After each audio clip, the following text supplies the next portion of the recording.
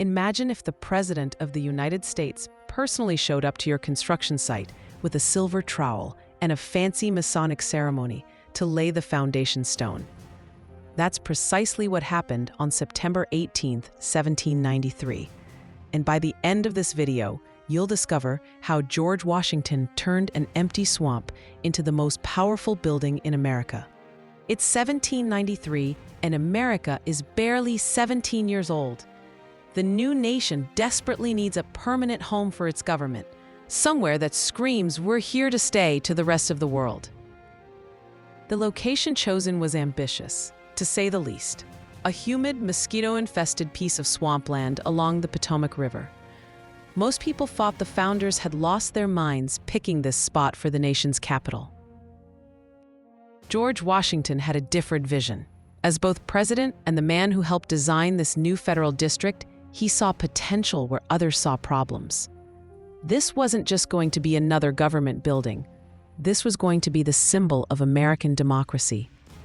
September 18th dawned with all the pomp and circumstance the young nation could muster.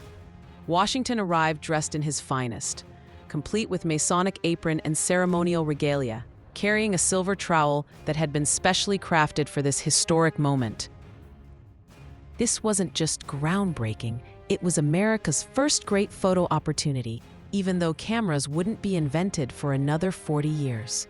The ceremony followed ancient Masonic traditions, with Washington personally placing the cornerstone using that silver trowel, a level, and a square. The moment that the silver trowel touched the stone, Washington was literally laying the foundation for American democracy. This single block of sandstone would anchor a building where every major decision in American history would be debated and decided. Here's where the story gets really remarkable. George Washington didn't just show up for the ceremony and disappear. This man, arguably the busiest person in America, made regular trips from Philadelphia to check on construction progress. Picture the President of the United States walking around a muddy construction site, discussing architectural details with stonemasons and carpenters. Washington understood something profound. This building wasn't just about housing government. It was about creating a lasting symbol that would inspire generations. He insisted on the finest materials and craftsmanship. The sandstone originated from a local quarry in Aquia, Virginia, the same stone used for the White House. Washington wanted this building to last centuries, and he was willing to oversee every detail to make that happen personally.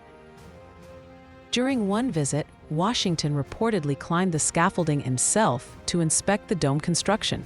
Imagine that! The leader of the free world scrambling up wooden planks to check the quality of the work personally. Washington sadly never lived to see the Capitol completed. He died in 1799 while construction was still ongoing. The building took decades to finish, surviving the British burning it down in 1814, multiple renovations, and countless expansions. That cornerstone Washington placed became the anchor for something extraordinary. Every State of the Union address, every Supreme Court nomination hearing, every declaration of war, it all happens within walls that rose from that September day in 1793. The swampland everyone mocked became the most photographed, most visited government building in the world. Over 3 million people tour the Capitol every year, walking through halls that exist because one president refused to settle for good enough. Every time you see that iconic dome on television, you're looking at the physical manifestation of Washington's vision from 1793. When Congresspeople walk those marble steps, they're literally walking on the foundation he laid. Washington's hands-on leadership style reminds us that the most critical projects require personal investment from the top. He could have delegated everything, but instead, he showed up with his silver trowel and rolled up his sleeves. Today, when we talk about building something that lasts, we're channeling the same energy Washington brought to that swampy construction site. He understood that great institutions don't just happen. They require vision, personal commitment, and attention to every detail.